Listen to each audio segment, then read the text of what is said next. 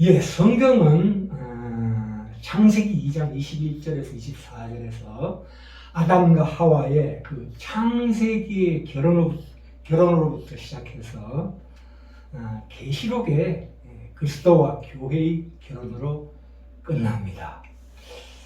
오늘 본문 말씀 전번주에 이어서 에베소서 5장 21절에서 33절인데요. 여기 아내와 남편의 관계를 설명하고 있습니다.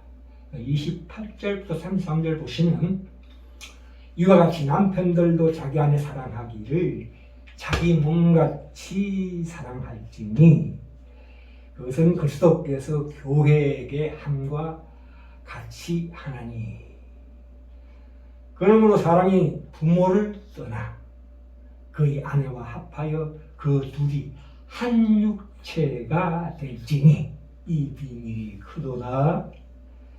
나는 그리스도와 교회에 대하여 말하노라. 이렇게 바울이 말하고 있습니다. 이 똑같은 아내와 남편의 관계에 대한 말씀이 베드로전서 3장에 나오는데요. 7절에 오늘 제목 남편 된 자들아 이와 같이 지식을 따라 너희 아내와 동거하고 이렇게 말씀하고 있습니다. 여기에서 그 지식이라는 것은 어떤 지식인가 하면 우리가 호세아서로 한번 넘어가 봅시다. 호세아서 6장 6절에 보시면 나는 제사나 번제보다 하나님을 아는 것을 원하노라 이렇게 말씀하고 있습니다. 호세아서 4장 6절에도 내 백성이 지식이 없으므로 망하는도다 해서 이 하나님을 아는 지식은 하나님에 대한 정보나 어떤 자료를 의미하는 것이 아닙니다. 물론 어떤 성경 지식이나 신학 지식과 어느 정도 관련이 있는 건 사실이지만 그 실체는 아닙니다. 하나님을 안다 하는 것은 요한복음 17장 3절에 예수님의 기도를 통해서 드러났는데요. 영생은 예수님께서 뭐라고 그러십니까? 곧 유일하신 참 하나님과 그의 보혜되신 자 예수 그리스도를 아는 것이니라 라는 것은 인격으로 실체로 아는 것입니다. 예를 들자면 아내가 남편을 딱 보면 대부분 90% 이상 지금 남편이 지금 어떤 상태이고 어떤 기분을 가지고 있고 무슨 생각을 하는지 압니다. 그런데 그 남편을 떠나서 자기 나름의 즐거움과 자신을 채워줄 부귀영화를 찾는다는 것은 그것을 바로 호세아서에서는 음란이라고 합니다. 이 이스라엘과 하나님의 관계를 특별히 부모와 자녀 관계로 많이 얘기하고 있는데요. 그런데 이 호세아서에서는 그 이상으로 하나님과 이스라엘, 그러니까 오늘날의 교회죠. 의 관계를 아내와 남편의 관계로 묘사하고 있습니다. 여기 16절에 보시면 호세아서 2장 16절에 보시면 여호와께서 이르시되 그날에 내가 나를 남편이라 일컫고 이렇게 말씀하고 있습니다. 더 자세하게는 19절부터 20절까지 있습니다. 내가 너에게 장가들어 영원히 살되 공의와 정의와 은총과 긍휼이 여김으로 너에게 장가들며 진실함으로 너에게 장가들리니 네가 여호와를 알리라 이렇게 말씀하고 있습니다. 이 내가 내게라는 것은 이제 예수님 그리스도 오신 때에 하나님을 남편이라고 생각하는 처지에 서게 될 것이라는 것을 말씀하는 것입니다. 이 호세아가 그것을 깨달았습니다. 이스라엘 그 오늘날의 교회죠. 교회와 하나님의 약혼의 언약입니다. 이 말씀이 호세아서 2장 19절 20절이 이 말씀이 그래서 하나님께서는 그 결혼 선물을 뭘로 주시냐 하면 바로 이겁니다. 공의와 정의와 은총과 긍휼로 우리에게 약혼 선물, 말하자면 결혼 선물로 주십니다. 예.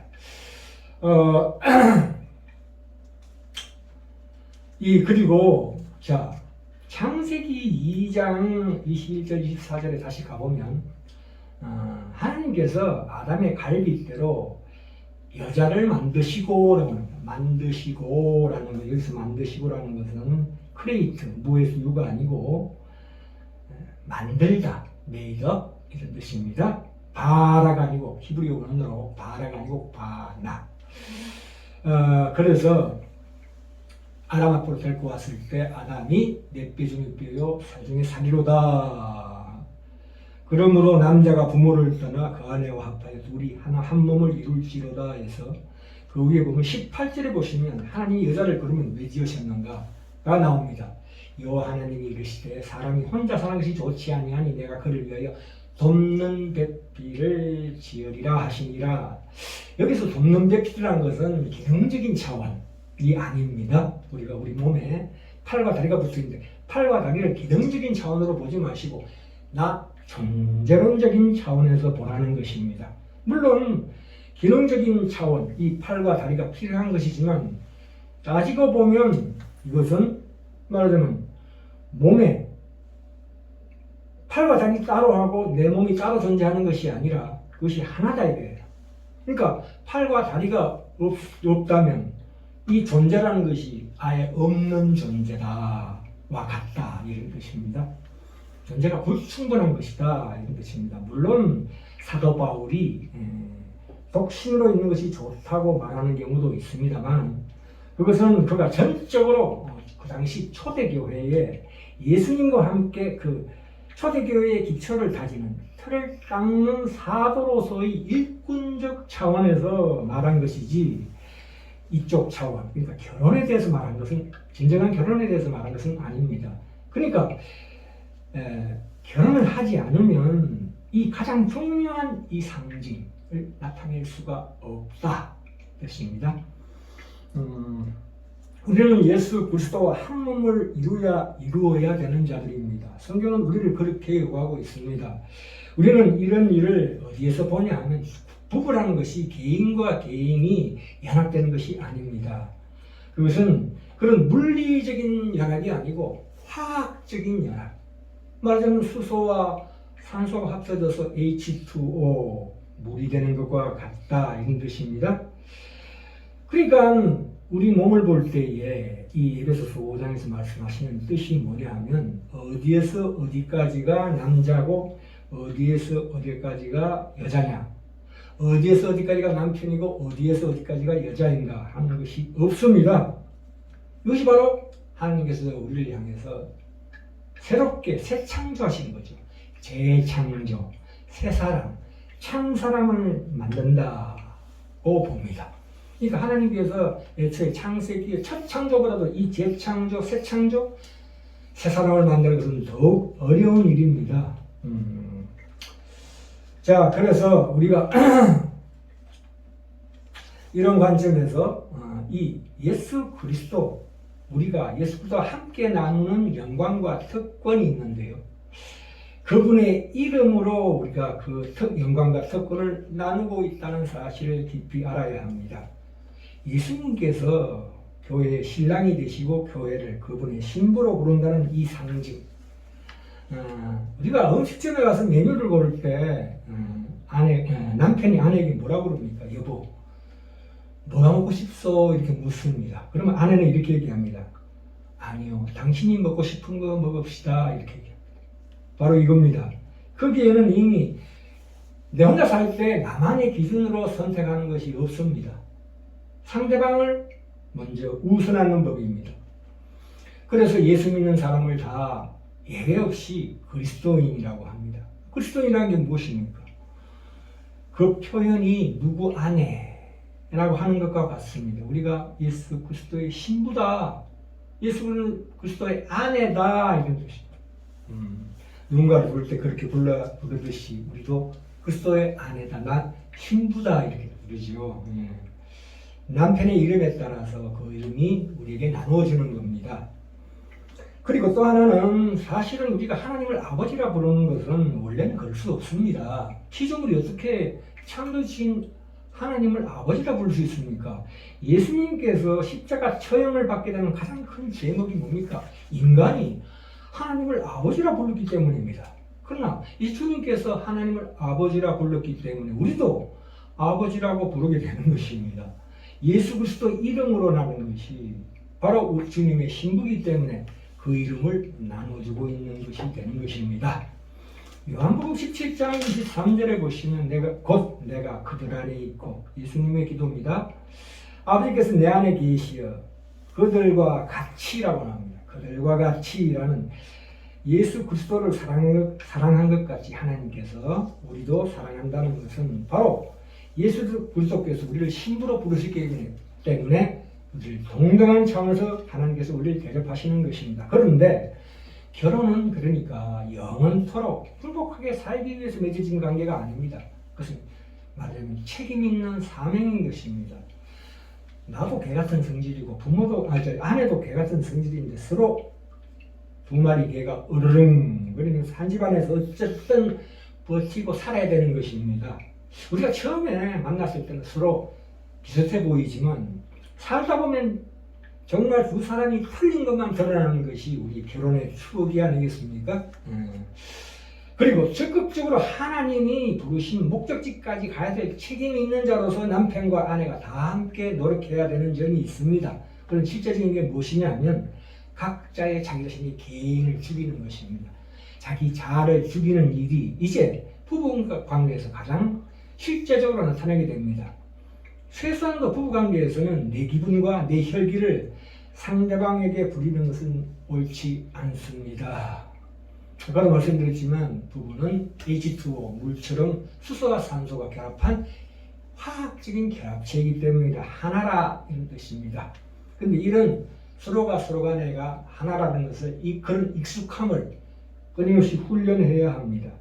그렇죠. 내 남편이 과연 어떤 사람인가, 그의 속성을 다 낱낱이 성격도 다 알아야 합니다.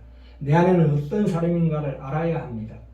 결혼한 남자가, 제가 남자에게 하는 말씀 중인데 꼭 깨달아야 할 것은 어떤 상황에 부딪혔을 때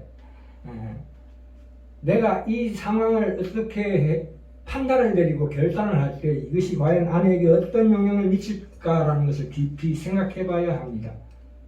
내가 예를 들면 하나님의 어떤 계시를 받아서 내가 해외 선교사로 간다 했을 때, 만약 내가 해외 선교사로 가는 소명을 받았다 그러면 남편은 그런 문제를 아내의 생각과 상관없이 독단적으로 결정할 권리가 없습니다. 그건 한 몸이기 때문에 남편은 반드시 아내의 의견을 물어야 합니다. 우리가 부부 생활에서 실제적이고 구체적인 지침이 뭐냐면 아내의 기질상의 약점을 알아야 된다는 것입니다. 아내의 성격에서 특별한 점을 발견해서 아내가 참 이 특별한 성격으로 말미암아 그 약점으로부터 우리 남편이 그를 보호하고 안전하게 지키는 것이 중요합니다. 양육하고 보호해야 합니다. 자, 그리고 마지막으로 여기 보면 부모를 떠나라고 되어 있습니다. 부모를 떠나 한 몸을 이룰지어다. 신앙생활에 있어서 가장 결정적인 실천의 장소가 어디냐 하면 성경은 언제나 가정이라고 얘기합니다. 이웃은 그 다음입니다. 우리가 부부 사이, 부모와 자식 관계, 회사 동료 관계, 신앙적으로 실천할 수 있는 가장 첫 번째 최우선되는 것이 부부관계입니다. 여기서 그래서 31절에 그러므로 사람이 부모를 떠나 그의 아내와 합하여 그 둘이 한 육체가 될지니라고 말하고 있습니다. 성경이 요구하는 부부간에 대한 가장 중요한 상징의 요구 중에 하나가 바로 부모를 떠나 아내와 합하는 것입니다. 왜 이런 말씀을 성경이 이렇게 강조할까요? 이 부모 자식 관계는 그저 세상적인 육체적인 질서에 의해서 맺어진 관계입니다. 그러나 남편과 아내의 관계는 신앙입니다. 세상적인 질서 속에서의 관계성보다 신앙 안에 우리 선택으로 말미암는 관계가 우선한다, 이런 뜻입니다. 우리가 참 신기한 게 구약에 우리가 아는 신앙의 선배들과 신약에서 예수님 주변에 있는 사람들 자세히 보면 대다수가 원래 가지고 있던 성품이 별로 좋은 사람이 별로 없어요. 우리가 내가 가지고 있는 어떤 개성, 내가 남에게 호감 주는 성품이 있다고 했을 때 그것은 우리의 자연적인 원인에 의해서 있는 거기 때문에 그것은 언젠가는 사라지게 되어 있습니다. 우리가 해지는 노을을 바라보고 아름답다고 그러지만 그 순간입니다. 금방 져버립니다. 사라져버립니다. 내가 만약 좋은 개성, 호감 주는 성품을 가지고 있다 할지라도 그것이 내 것이 아닙니다. 그것을 하나님께 돌려드려야 합니다. 그게 무슨 뜻입니까? 부부간에 한치가 된다는 게 무엇입니까? 나의 개성을 아내 앞에, 아내가 남편 앞에 자기 개성을 묻어놓는 거지요. 없이 하는 겁니다. 그랬을 때에만이 다시 돌려받을 수 있다 이겁니다. 우리 보통 기독교 신자들을 보면은 호감 주는 사람보다 불쾌감을 주는 사람들이 대부분입니다. 왜 그렇습니까? 예수 그리스도는 특별히 이렇게 혐오스럽도록 말하자면 그런 불편한 사람들만 끌어모으시는 것 같습니다. 그들이 가난한 자지요. 죄인이요, 세리요, 창녀들을 불러 모으시는 것입니다. 그와 마찬가지로 우리가 타고난 어떤 담력이나 머리 좋은, 몸이 건강하고 잘났고 교육을 잘 받았다. 그 댐댐이는 언젠가는 사라지게 되어 있습니다. 그렇기 때문에 부부관계에서 이런 것들을 하나씩 내려놓는 그런 작업이 필요하다 이거예요. 그래서 내가 내 자신을 바라볼 때 나는 다른 사람들에게 별로 호감을 줄 수 없는 사람입니다. 저 같은 경우에 옹졸하고 비겁하고 좀 쌀쌀하고 성격이 비뚤어져 있습니다. 그러니까 바로 하나님의 도움이 필요하다. 예수 그리스도 하나가 된 것이 필요하다. 그 실천적인 면에서 아내와 남편의 관계에서 가장 절실하게 직접적으로 그것을 시도하고 실천해야 된다. 그래서 드디어 예수 그리스도의 신부로서 내 성품 자체가 변화될 수 있다. 예수 그리스도의 성품을 따라갈 수 있다는 뜻입니다. 한 육체가 된다는 것입니다. 그것이 바로